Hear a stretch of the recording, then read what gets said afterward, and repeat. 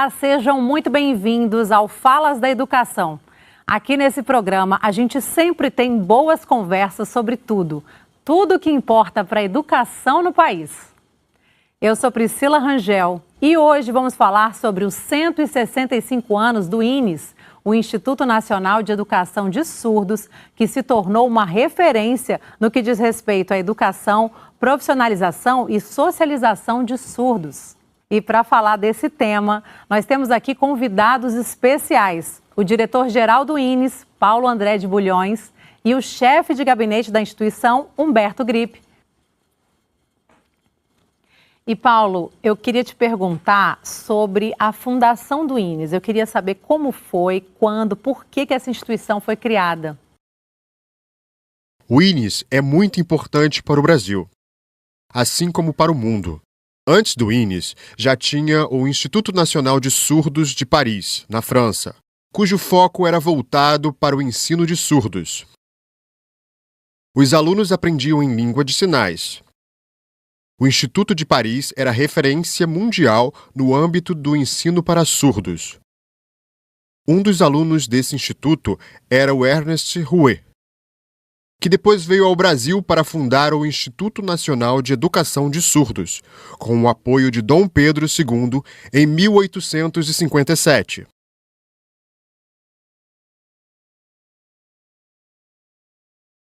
Até então, não havia nada voltado para o ensino de surdos do Brasil.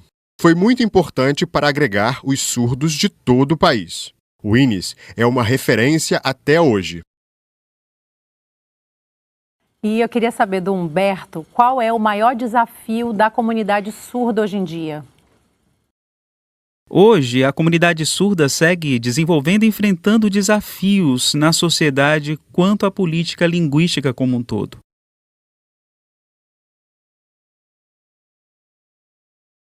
O surdo segue lutando e mostrando para a sociedade como um todo a condição linguística e de respeito ao ensino na língua de sinais, levando a refletir e a difundir a Libras. Esse é o maior desafio para a comunidade surda.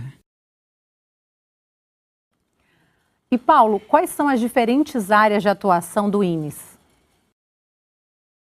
O INES é vinculado ao MEC, que tem o Instituto como referência nacional no âmbito da surdez ao longo dos anos. O INES atende do ensino precoce ao ensino superior, do DBase ao DESU, que tem o DDH-CT e o administrativo. Todos esses são os pilares do INES, com um trabalho com diversos viés. Pelo DBase, é o ensino infantil ao ensino médio. Pelo ensino técnico, ao curso de Libras, de capacitação, profissionalização, palestras, eventos, produção de material didático, tudo bilíngue, focado no ensino de surdos. Enquanto no DESU, que é o Departamento de Ensino Superior do INES, tem o curso de Pedagogia Bilíngue, com educação na perspectiva bilíngue, que agrega alunos surdos e ouvintes, equiparados na quantidade de vagas. São aulas ministradas na língua brasileira de sinais para que tenhamos profissionais bilíngues formados para atuar no mercado. O INES também estimula e dissemina organizações de eventos, palestras, fóruns. Tem também o Pronaebs, Programa Nacional de Capacitação, através de seminários, palestras, com todo um trabalho de divulgação em escolas inclusivas e especiais,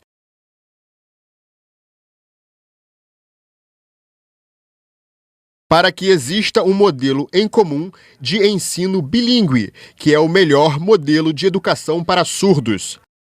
Ainda estamos nesse processo de transição. E Humberto, eu te perguntei agora há pouco qual era o maior desafio da comunidade. Agora eu queria saber quais são os principais avanços, na sua opinião, que aconteceram para a comunidade surda nos últimos anos. Dentre as conquistas, a fundamental foi a Lei de Libras 10.436 do ano de 2002, que reconheceu a Libras como língua de expressão e comunicação própria do surdo. A lei foi um divisor de águas para mudar a perspectiva em relação à educação de surdos, assim como o Decreto 5.626, que determinou a inclusão da Libras no currículo escolar, bem como na capacitação e formação no magistério, com o ensino em Libras como língua de instrução. Esse foi o nosso principal divisor de águas. Não só para as escolas como um todo, como para o Instituto Nacional de Educação de Surdos. Até hoje, seguimos com essa evolução. E também tivemos a mudança na LDB, Lei de Diretrizes e Bases, que reconheceu o ensino bilíngue como modalidade de ensino independente da especial. Foi uma grande vitória para a comunidade surda. Paulo, eu queria te perguntar o seguinte: como é possível melhorar a entrada da comunidade surda no mercado de trabalho? O INES é determinante na preparação e formação do jovem surdo para o mercado de trabalho. O surdo sofre preconceito na questão não só da condição da surdez, quanto linguística da Libras. Nós temos a DIEPRO, para a capacitação e a abertura de vagas para alunos surdos no mercado de trabalho. Esse trabalho da DIEPRO foi fundamental para diminuir esse preconceito em relação ao surdo no mercado de trabalho e também para o reconhecimento de uma cultura específica linguística dentro da sociedade como um todo. Agora, conseguimos ampliar a inclusão de surdos em diferentes áreas do mercado de trabalho. Também há a questão do protagonismo do profissional surdo na integração entre surdos e ouvintes. É muito importante observar a autoestima recuperada do jovem surdo através desse protagonismo, diminuindo o preconceito e as barreiras. E Humberto, quando a gente fala do INES, né? Eu sei que os surdos que estudam no INES, eles têm acesso a um material didático específico, não é isso? Como que é esse material? Nós temos uma gama de produção de material didático focado em diferentes segmentos: de educação infantil, fundamental, médio e superior. Essa produção de material didático é específico para cada um desses segmentos.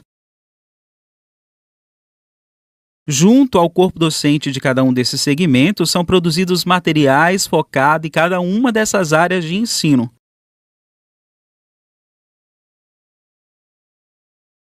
Principalmente no contexto da educação de surdos com o uso da Libras. Dentro dessa produção de material didático, temos todo o levantamento e respectiva criação de um banco de dados através de um site em que são disponibilizadas todas as publicações, assim como informações de produção de conteúdo e de ensino. Todos podem acessar e fazer essa busca através desse site para saber como ensinar e como produzir material didático para o ensino de surdos e o processo de produção de material técnico pedagógico. Paulo, eu queria saber se durante esse tempo que você esteve à frente aí do INES, se você percebeu transformação na instituição, se você percebeu mudanças importantes nesse tempo. Então, todos esses anos nós tivemos gestores ouvintes. E agora temos o primeiro diretor surdo brasileiro e segundo em toda a história do INES, após Rouet. Seguimos com o modelo e incentivo para os nossos alunos na disseminação da Libras, assim como na formação pelo ensino superior do INES, com o uso da Libras como língua de instrução. Temos também o Núcleo de Educação Online, o NEO, com o curso EAD, de Pedagogia Bilíngue, aumentando ainda mais o protagonismo para toda a comunidade surda. Por muitos anos tivemos o domínio da metodologia oralista e depois da comunicação total. E agora da metodologia bilíngue. Podemos observar a aquisição pelos alunos surdos do português escrito como L2 cada vez maior. Vocês estão vendo aí que a conversa está fluindo, né?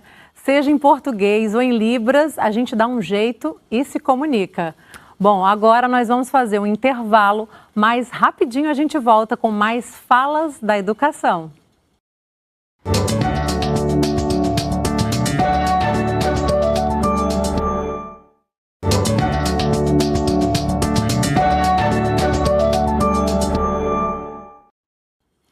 Estamos de volta com o programa Falas da Educação e hoje conversando sobre os 165 anos do INES, Instituto Nacional de Educação de Surdos.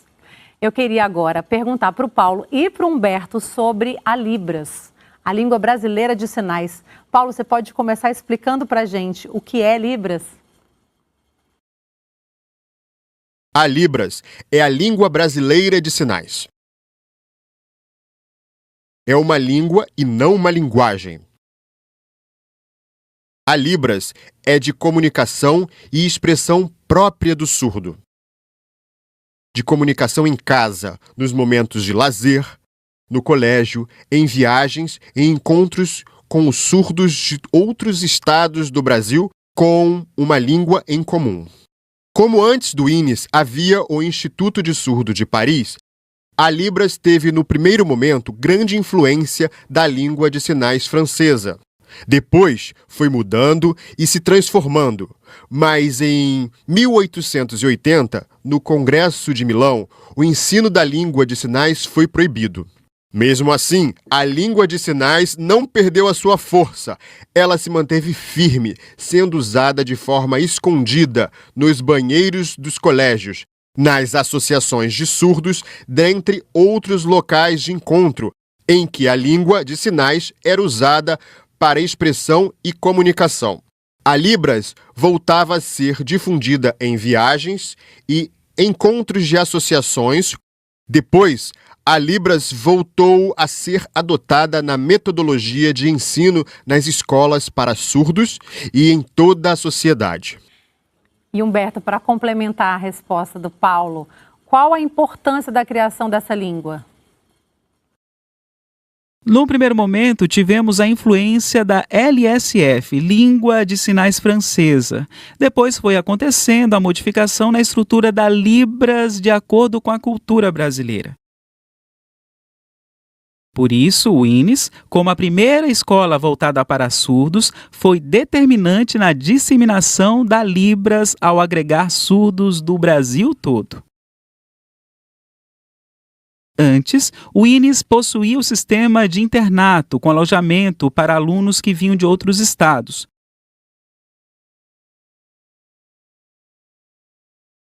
No período de férias, os alunos regressavam para seus estados para passar alguns meses com as suas famílias. Após as férias, voltavam ao instituto. Essa agregação de surdo de outros estados foi determinante para o nascimento das associações de surdos por todo o Brasil, onde a troca e disseminação da Libras era ainda mais fortalecida e a respectiva formação linguística visual e espacial dos surdos. Daí a influência do Instituto nessa difusão da Libras até hoje. Paulo, quem são os maiores difusores da Libras? E uma curiosidade também, quanto tempo leva para alguém aprender Libras assim do zero? A difusão da língua de sinais depende da pessoa ou do contexto. Por exemplo, termos o professor que dá aulas de Libras, assim como uma liderança surda nas associações. O contato, a troca pelo convívio, assim como ter parentes e amigos surdos, são fatores fundamentais para aprender e se apropriar da Libras. Assim como qualquer outra língua, a aquisição linguística depende desses fatores, como aprender inglês, alemão ou francês. Cada um aprende no seu ritmo, assim como a língua brasileira de sinais. Não basta fazer curso, tem que ter o convívio e a troca com surdos, assim como ir a eventos das associações de surdos. Temos vários eventos que proporcionam essa integração entre surdos e ouvintes, que são determinantes para o aprendizado da língua de sinais. Humberto, esse ano a gente comemora os 165 anos do INES, né? Quais são as maiores conquistas da instituição? Então, o INES está completando 165 anos. E temos o Dia do Surdo no dia 26 de setembro. Por que 26 de setembro? Porque foi o dia da fundação do INES, em 1857. Essa data foi então escolhida para celebrar o Dia Nacional do Surdo, proporcionando essa visibilidade perante a sociedade como um todo e criando esse vínculo entre todos os integrantes da comunidade surda. É uma iniciativa importante para lançar luz sobre o uso da Libras como língua de expressão e comunicação da comunidade surda.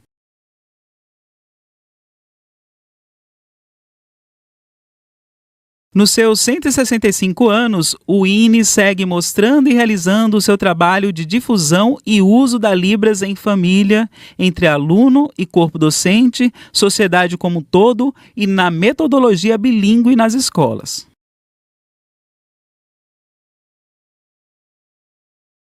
Paulo, o que você destacaria como os próximos passos da instituição? O INES antes era somente uma escola, um espaço de salas de aula. Hoje, o INES tem faculdade, ensino precoce, pesquisa e desenvolvimento, cursos de extensão, formação e capacitação. Emissoras que querem saber mais sobre o ensino de surdos procuram o INES como referência, assim como aconselhamentos jurídicos quanto aos direitos dos surdos. O INES é local de referência, não só de comunicação, expressão e formação de surdos, como também em diferentes esferas no âmbito da surdez. Tenho muito orgulho de fazer parte da história do Instituto que muitos querem conhecer, fotografar, registrar. Faço parte disso tudo. Fui aluno, primeiro presidente do Grêmio.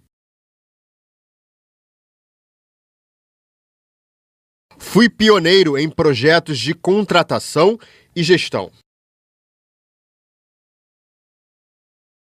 Já são mais de 30 profissionais surdos,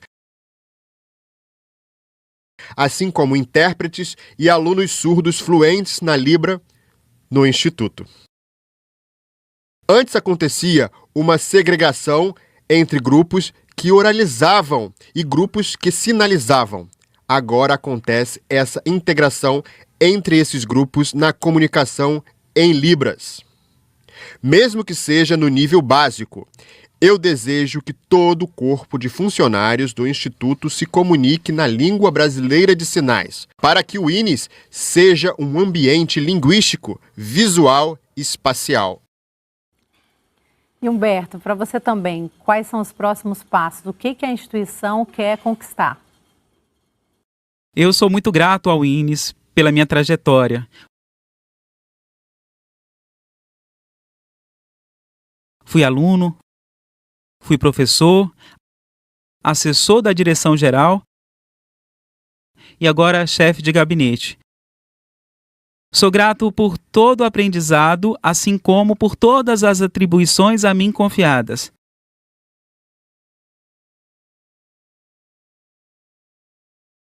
Pretendo seguir mostrando o INES como modelo para outras escolas, associações. Espero que dentro da sociedade aconteçam gestões feitas por surdos. Por exemplo, em uma escola precisamos de um diretor surdo, para exemplo, e modelo para seus alunos.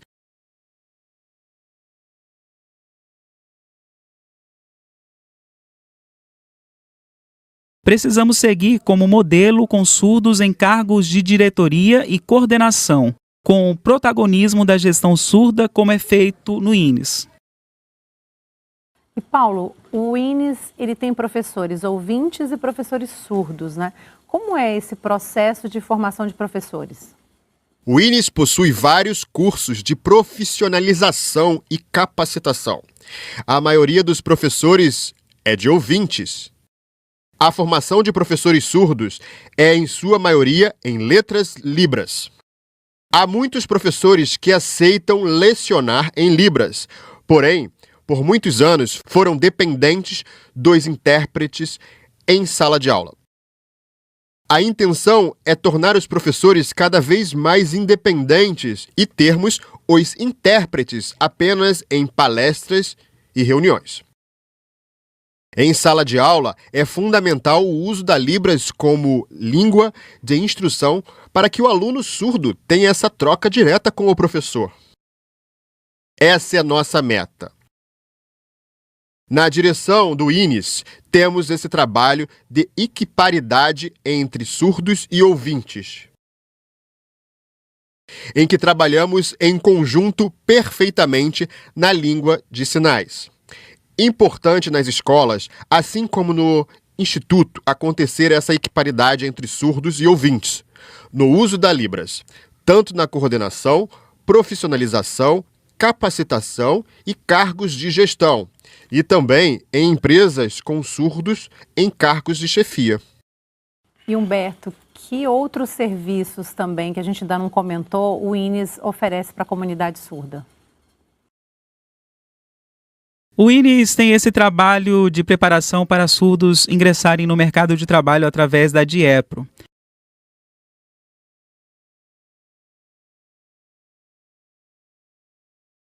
Dentro desse setor, temos a capacitação profissional, preparando e oferecendo ao aluno surdo vagas para o mercado de trabalho. Por exemplo, o aluno formado do ensino médio, ele pode se formar e ir direto para o ensino superior ou ir trabalhar. Importante os formandos fazerem estágio através dessas vagas organizadas, disponibilizadas e divulgadas pela DIEPRO, com todo um planejamento de profissionalização. O INES tem o corpo de intérpretes que dão suporte na realização das entrevistas de emprego. O RH da empresa vem realizar as entrevistas com surdos que contam com o apoio desse intérprete do Instituto.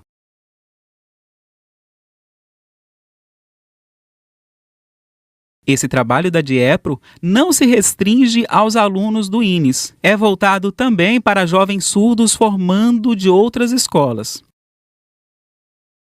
O INES sabe que tem as associações de surdos, o INES sabe que tem as associações de surdos, de desportos de surdos, que também são incluídos nesse trabalho de inserção no mercado de trabalho feito pela DIEPRO.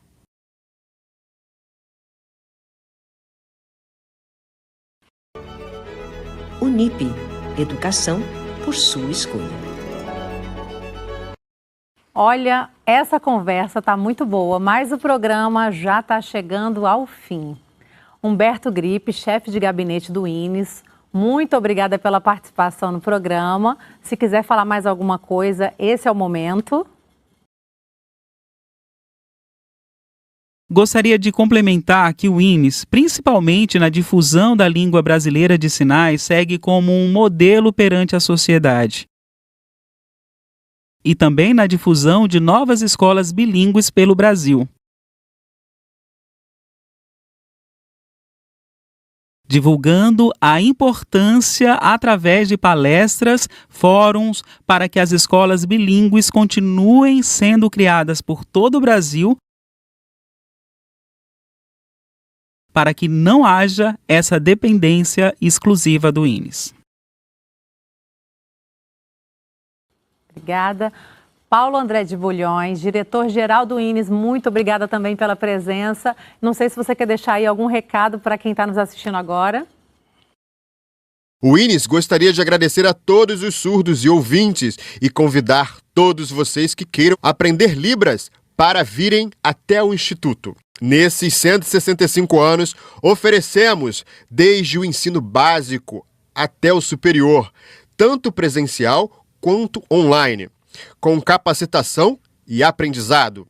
São 165 anos. Estou muito orgulhoso. Seja surdo oralizado ou implantado, não exige segregação. O INES está aqui para agregar todos vocês. É isso aí, muito interessante o nosso bate-papo de hoje. E a gente aproveita também para dar os parabéns ao INES pelos 165 anos de trabalho em prol da comunidade surda. E vai também um agradecimento especial a você aí do outro lado da tela que nos acompanha aqui no canal Educação. Eu sou Priscila Rangel e nós voltamos na próxima semana com mais um Falas da Educação. Uma ótima semana a todos. Tchauzinho.